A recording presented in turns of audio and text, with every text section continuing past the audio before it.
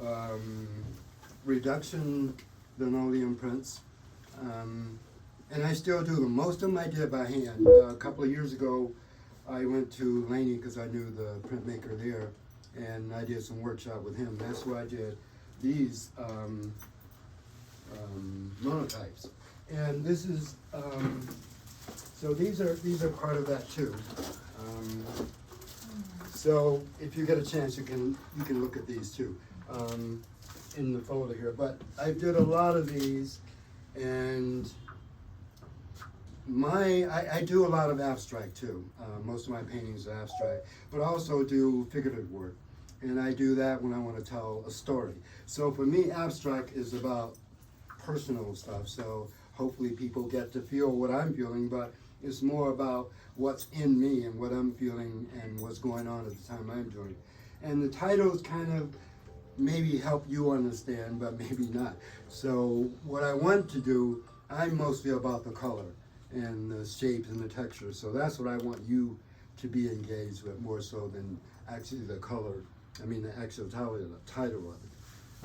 And I hope that at that point, when you look at it, you get something that really moves you, like it did me. I guess it's kind of crazy to say, but I really like what I do, and that's what keeps me doing it. I've been doing it for a while. Let's see what else. And I don't normally, when I do monotypes, I basically deal with colors and shapes. So I don't have anything really in mind. I just decide what color I want to use and what shapes I might want to do. So my process is I do them on these I did on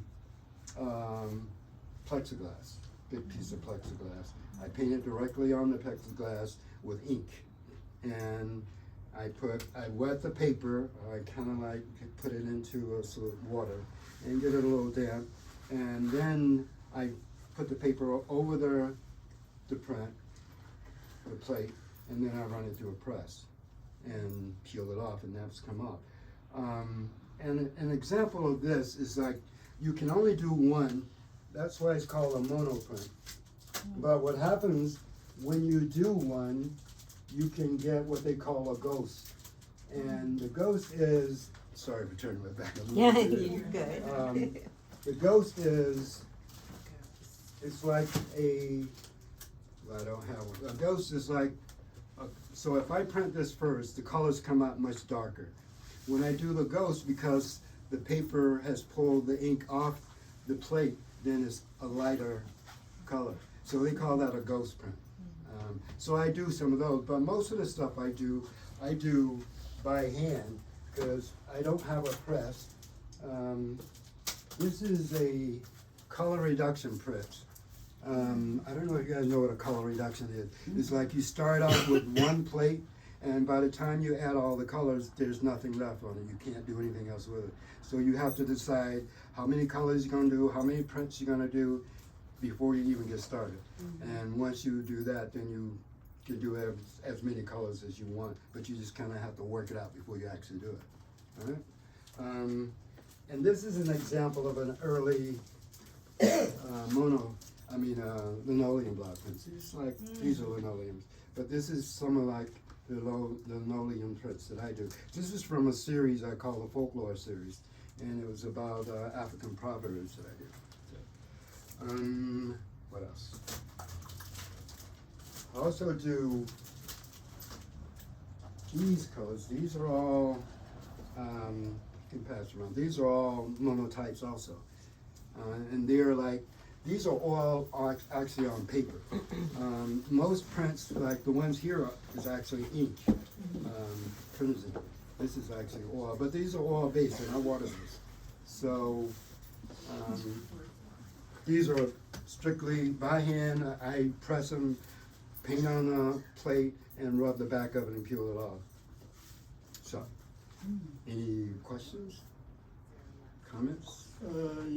You were talking about what the reduction, say like if you do a reduction series, then maybe last 10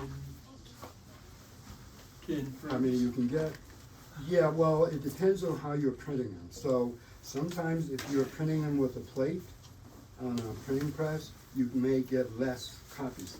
But most of the time, I can get maybe 10 when I'm doing it by hand if I'm doing linoleum blocks. And it also depends on the size of it. That would be about average. That would, Well, some people can get more, depending on, right? Yeah. Yeah, you can get much more than that. But for me, doing it by hand is kind of the best way to do it, to get about 10 at the most.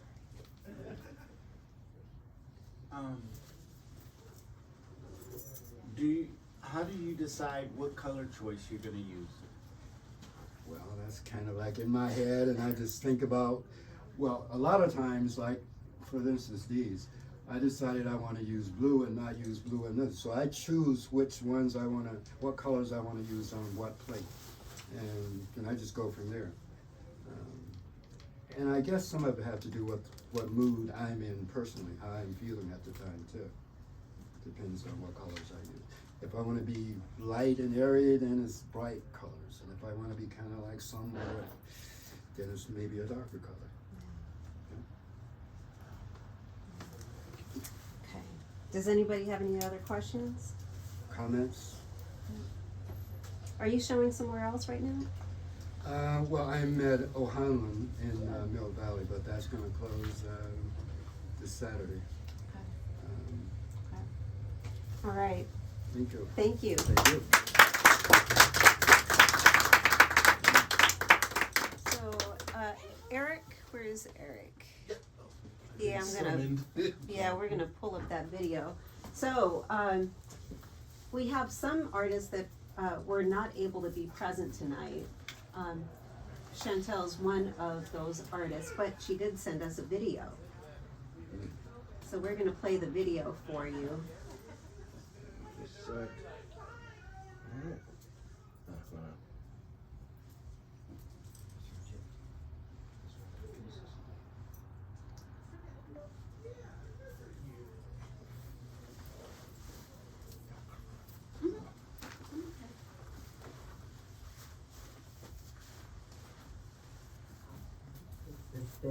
Press.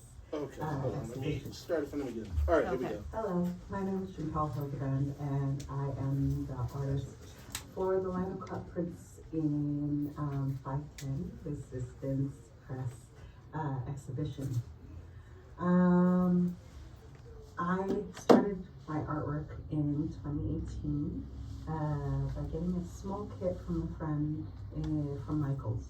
And I realized this was my medium. I hadn't done art in years, and I was looking for a way to use a different part of my brain to tap into my creative side, and that is actually what started all of this. And so my process is really, I start with really thinking about pieces and situations that reflect on rest and Black women at rest. And this is her work without here. having to think about being of service to anyone but themselves. And then from there, I sketch it out on paper, and then I redraw it onto lino, which is a linoleum, which is something you find underneath your tiles from old homes. It's a rubber substance. Or I also will draw it out on wood. From there, I then carve it, and any place that I take lino out of the space ends up being the white space. And then I use my body weight and a wooden spoon to get it onto paper. And I use watercolor paper because it's a thicker paper. It has a lot more sturdiness to it. It also has the explicit experience of texture, which I really enjoyed.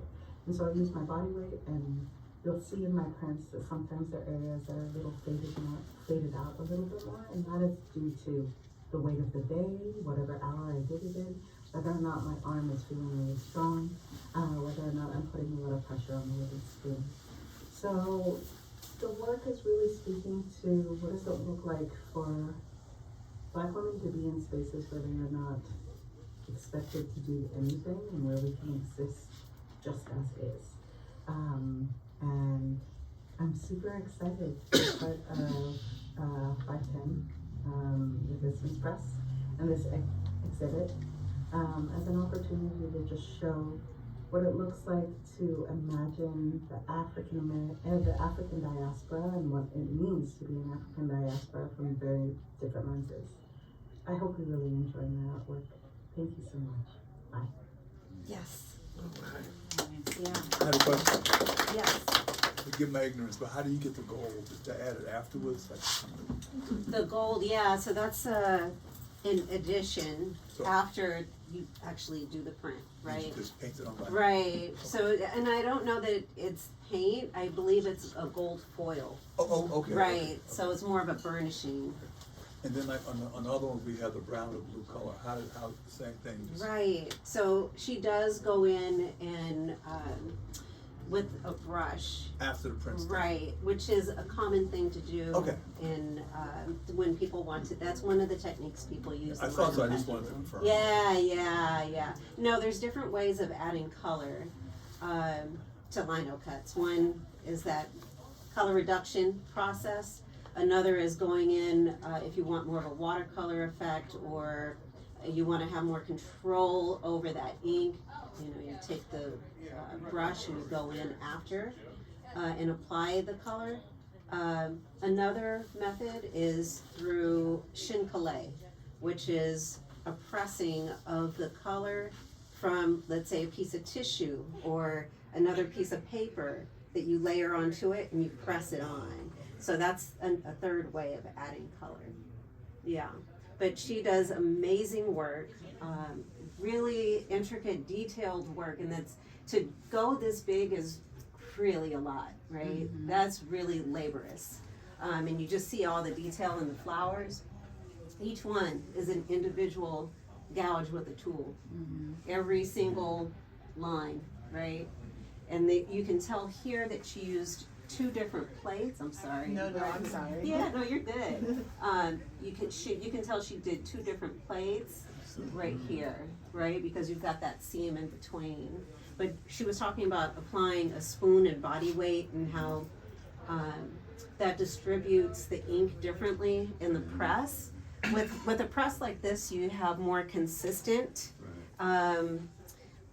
ink across, but here you see that it's kind of faded out in certain spots. That's from her sitting on it, from using the spoon, from putting pressure on it physically. And doing that black area by hand rubbing and making it solid is really hard. It is. It really is. So really amazing work, and I love the fact that her subject is, you know, kind of breaking free of the social constructs of what it means to be black. You know, just really, I see freedom in her work. Black and a woman. Yes, and a woman. Yeah. So, if you want to read a little bit more, there we do have bios for each of the artists on the wall. Let's see, and now we have Donna. This one here is Eden. Eden is out of the country right now, so she's not able to join us. Donna, yeah. Let's. Yes, you should. And I'm just gonna get some of these things out of the way. Can somebody grab that chair? Yeah, move the chair out of the way.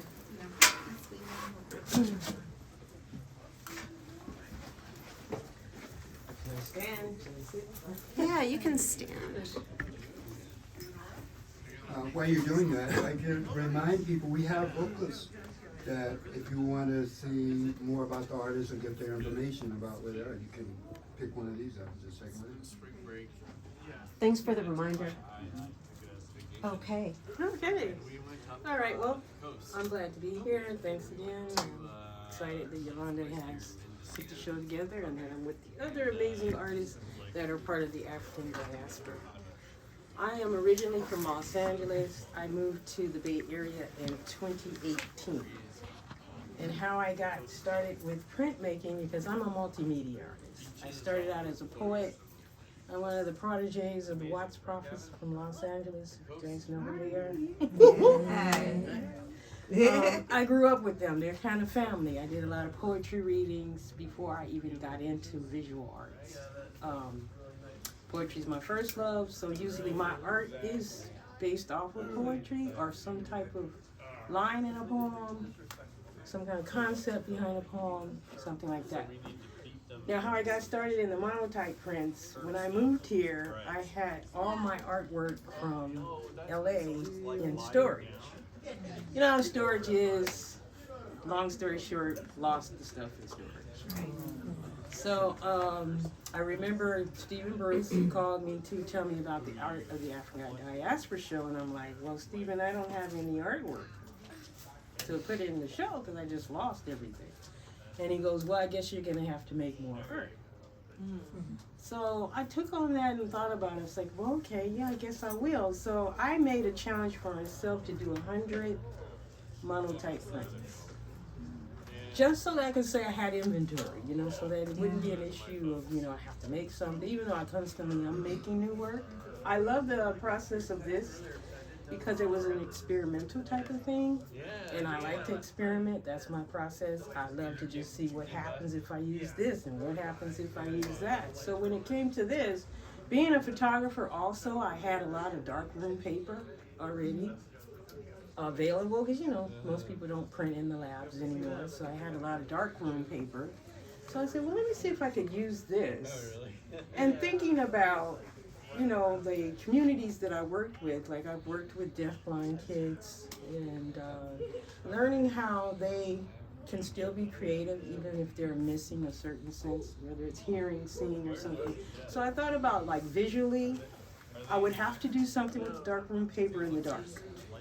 So what I did is I would go in the dark, and I would first layer is me painting with developer. So, you know, using developer, sometimes I use stencils, sometimes it's freehand, sometimes it's just actually just letting the paper develop however it develops, which I find interesting because sometimes you can look at the images and see a lot more than what I even thought I saw. And that's something, my mom was an artist too. She was a seamstress and a fashion designer, painter, drawer. And we used to do that. We would look at anything that had texture and we'd say, can you see that? Can you see that? So it kind of reminds me of that too. Like when I look at things, I'm like, so it's different for everybody. Like I can't say, well, you're supposed to see this and you're supposed to see that, because it's not that way. You're gonna see things that even I might didn't recognize. So the first layer is the developer, and then once that's rinsed off, then I do the subtractive method of monotype printing. So I'll print on the glass, that's the second layer. And this one, I even used airbrushing sometimes. I like to use different things that create texture. Anything that creates texture. It could be rubber, it could be feathers, anything that has a texture. I like to see what kind of mark it would leave. And then after that, I just kind of like go with the colors based off of, like Jimmy said, sometimes it's just about how you feel. Right. I am drawn to a lot of yellow. I noticed that over the years, a lot of my work had a lot of yellow in it. So I had to push myself to try something different. Go into the cooler colors, try some blue. It's very hard though. I can't stay away from the brighter colors. So I guess that's pretty much it. If anybody has any questions. I'm curious, what's like your practice, like your daily practice of Being an artist? like being an artist? Yeah, so not just visual, but like all of your different, you know, disciplines. Yeah, the first word you just said, discipline. Being an artist, I think sometimes it's very, like I think about inspiration, right? And the word inspiration means like pouring into. And as an artist, you know, you're very visual, you're usually a lot more emotional than most people, we feel a lot. So we're always full. You know, our minds are always full with ideas, and we're feeling a lot of whatever's going on socially, politically. We're usually the ones, the forerunners, even through history, that have kind of, you know, narrate what's going on in the world. So my practice, I work with kids, so that kind of helps, but it still doesn't give me a chance for my own work. So sometimes the practice is just being first inspired, and realizing that I have to pour in because I'm full of something. A lot of times it's the way I feel. I'm feeling moody, I'm feeling depressed, I'm feeling like I don't want to belong, I want to go in a cave, you know, so sometimes the process, you know, is discipline is saying, you're feeling this, so it's time to pour in. Pour it out, get it out, so that, you know, you can continue to live your life loving art, and others can too. Thank you. So how do you say you work with young people? How do you think they affect your work? Or do they affect your I work? think that's a good question. Sometimes I learn from students. I'm one of the teachers that'll tell them first day, I'm not gonna be the teacher that tells you you gotta do it my way and that I know everything. I'm gonna learn from you. And when you learn from me, you can teach someone else. So how they do is sometimes, yeah, they inspire me. But then again, at the end of the day, if you've worked with 40 kids, you're kind of exhausted. And all that creativity is poured into them, the inspiration. So it is sometimes hard for me, after I've worked with kids, to get back into doing something for myself. Unless I'm practicing something I'm going to teach them. So sometimes practicing what I'm teaching them will help me continue making it. Great. I have a question for you. How do you make that, how do you reclaim that emotional time to create? How do you transition from giving all your energy to the kids and to other people and, you know, make that space? Well, it is like, you know, you have to find some kind of practice. I walk. Like I said, I'm a That's a great photographer. transition. So sometimes it is just about, you know, I'm laying there feeling like a wet blanket. I just, you know, I'm exhausted. Right. Creativity has just been drained. Right. But I'll force myself, get up, take a walk. And in a walk, I can use my phone and take pictures. Yeah. I love nature. Yeah. It's a way to just get out. Yeah. When you feel the sun, then all of a sudden I'm feeling better. Yeah. I see a beautiful flower, it looks great on the photo. Yeah. And then that kind of hooks you back into. back in. Yep. I love that. Okay. Well, thank you for sharing. Yeah, I have a question. Oh. Just quickly. Yeah. So you're a photographer, correct? I noticed some framing, I guess, Yeah. or centering, and I feel like your process sounds very organic. So when you are working with the developer, your different stages, are you sort of starting with that sort of photographer sense of like framing the shot, so to speak, or? That's interesting because I have a different approach. Like photography, yeah, I'm thinking of the rule of thirds and how to, you know, is center open, is it to the left, is it to the right, you know, that. But with this, it's really very spontaneous. Okay. There's really no thought process, it's just like, because I can't see in the dark. So it's about feeling, but what I do think about, like I said, when I work with deaf kids and blind kids, like how they interact. You know, like when we lose one sense does not take away our creativity. Right. So I just kind of go with, okay, I'm gonna do some gestures, or I'm gonna just, you know, feel around where the stencil is, and hopefully I make it in the stencil. So it's always like you know, it's exciting to see what happens after the developer is developed, and I'm like, wow, I wasn't expecting that. Yeah. Any other questions? No? Okay. All right. Well, Thank you. so much. Yeah. So my work is back here. I'll talk about it for just a moment, but before I do, I just want to go back to Eden. She has a different method. There's different methods of printmaking, right? We've talked about some monoprints. We've talked about lino cuts. We've talked about how to incorporate some mixed media into that. This is etching. Etching is a relief process. It's similar to lino cut, but it's a little different. So in lino cut, you have a plate. You gouge out, I should probably be in front of the camera.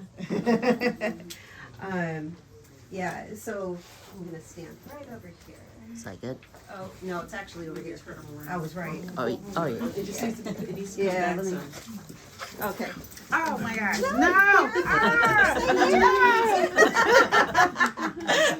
Okay. But yeah, so with lino cut, you have a plate, right? It could be wood block too, and then you're gouging it out. You ink the surface. The image is what you press off of the surface, right? Etching is a little bit different, right? It's usually a metal plate, so imagine this to be metal. You cover it with a ground, a resist ground, and then you draw into that ground to expose the metal. Once you do that, you set it into an acid bath. It bites into the metal. The acid eats into the metal, right? You take it out of the acid bath, clean off the ground, and then you ink it by rubbing the ink into the grooves. So the ink is not resting on top, like with the lino cut. You're rubbing it into the grooves and wiping away the surface. And then you run it through an etching press, which this is here, which applies the pressure to pick up the ink, and then that's how you get an etching here. So just to explain that process a little bit. Yeah, and when you're doing that, yeah, you probably are not gonna have great big additions. You're probably gonna have smaller additions just because of how time consuming it can be. But I just wanted to explain Eden's process a little bit. So, Just a quick question. yeah. I noticed when I spoke with the other artist, she was talking about the degrading over time. Louis. Does that have that same? Yeah, it can, but it's gonna last longer. Okay. Right, just because linoleum is a softer plate. Hey, I'm a dog. Sure. Linoleum is a softer plate, which can deteriorate faster. Yeah, especially under pressure, right? So a metal plate will last longer, but then it eventually will have a Can you re-ink? you can re-ink. speak, Yeah, or, yeah. Of course, if you were to do that, you'd have to think about how that fits into your edition. Sure. Right? If it's, you can stop and then pick it up and continue your edition the next day or the next week or whatever. If you're billed until you complete your edition, or you can run an edition and then maybe do like another version of that edition in like later, a few years later, and pick up that same plate. Yeah, traditionally you would destroy your plate. Right, because you don't want people finding it, stealing it, and then pretending they're you. Yes. Right, yeah. You find less destroying of the plate these days, but yeah, that's traditionally what you would destroy the plate. Yeah. And it Yeah. is also important to have the paper damp too. Yes, that's right, Because it absolutely. goes down. So, and what is the difference in dry point? Dry point? Dry point, yeah, now I'm trying to remember. I haven't done dry point in a while. Oh, dry point, yeah. So dry point is taking the plate, right? It can be metal, it can be plexi, and you take something sharp and you're basically, just kind of doing this so that you're not using acid. You're using, a physical tool, right? So that's more of dry point, right? So you're not using an acid, you're using a physical tool. Carving into the metal. Right, right. Okay, so now I'm going to talk a little bit about my method here, which is a stone lithograph, right? So stone lithograph is another involved process. That's the thing about printmaking. Thank you. That's the thing about printmaking. It's usually very process driven, right? So these were done on a slab of limestone. Basically what you do is you have this limestone. It's usually mined from somewhere in Germany and circulated throughout the world. Different lithograph studios will have them available for whoever does the work in their studios, right? So you take the stone, you grind it, smooth it down, once you clean off that surface, you know, taking this recycled stone, cleaning it, making sure it's smooth and even, you don't want to touch it anymore, because every little single piece of anything oily will show up in the final result. So once it's cleaned off, you keep your hands off. You take some sort of ink or lithograph crayon or some sort of greasy element, and you create your image on the stone. Again, making sure you don't do extra little touches. Once you do that, you set it with acids. So you take different acid strengths and you set it. The longer and the more concentrated the acid, the more solid the black, right? So that's, I let the acid sit there longest on the darkest pieces. Yeah, and then I do that, I wipe it all off, and then I do that again in another cycle to set it in further. Once I've done that a couple of times, then I do something that makes this, you know, particular technique really magical. And I take turpentine and I wipe off all the drawing that I did. Just wipe the stone clean, nothing on the stone, right? But what happens is at that point, you keep it wet. You have your palette over here with your lithographic ink that you've rolled out and warmed up already. Many times you have an assistant because you got to keep the stone wet. You come over here, roll it back out, and magically the image reappears. Only the places where the ink will pick up the ink that you're rolling. So that's the importance of keeping it wet, because the areas that were not touched by that greasy matter will not pick up the ink that you are rolling. So your image reappears, and you have it on this lithographic press. You roll it through, you crank it through, and you know what, I really should have had the video. I have a video that I can show you later, but I wish I had that ready to show you now. You crank it through, you pull up the paper, and that's one. Put it down, and then you do that process again, keeping it wet, inking back and forth, and until you have a significant number of prints. And once you have that, you lay it all out, you figure out what pieces qualify for your edition, because not all pieces will.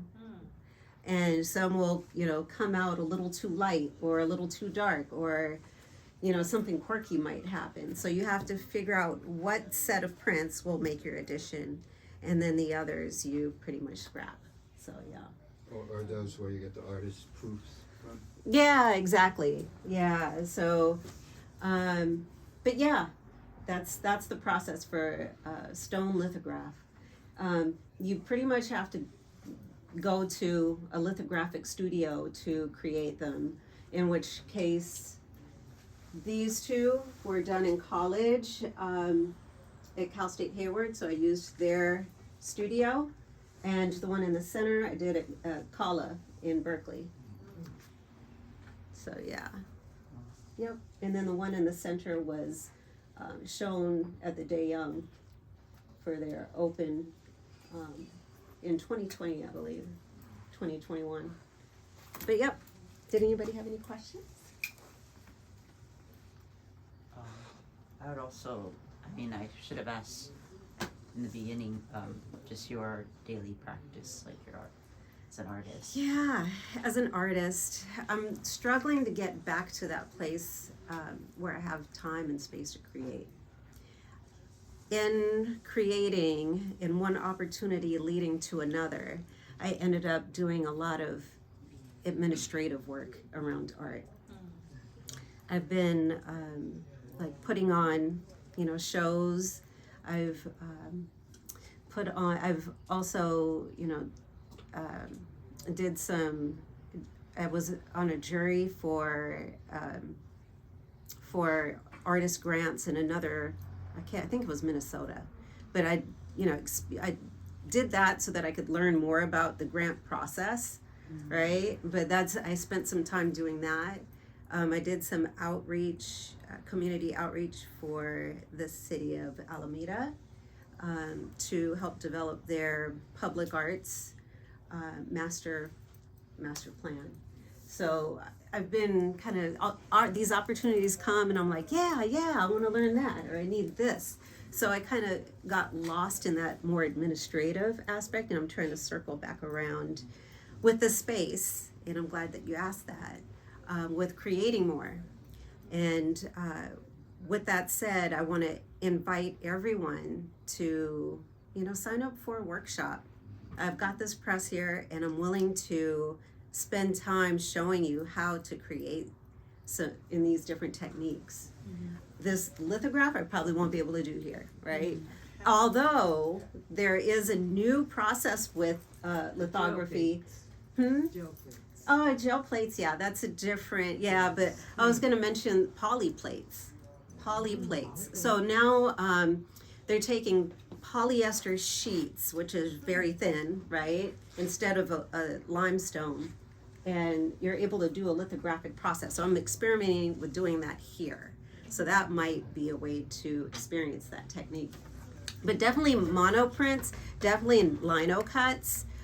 Occasionally, maybe once or twice a year, I might do etching.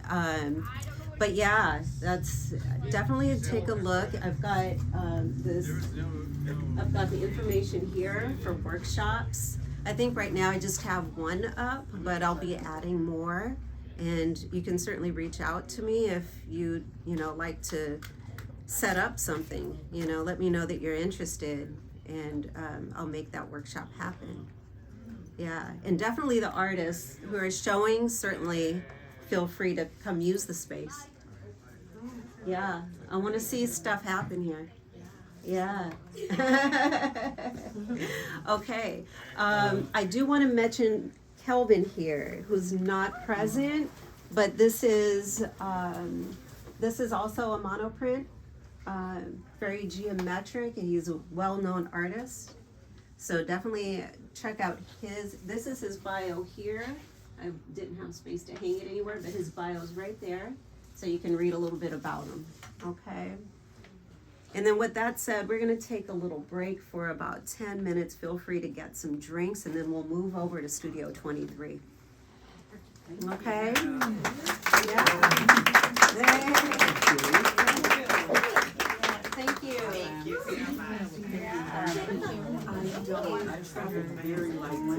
How are you?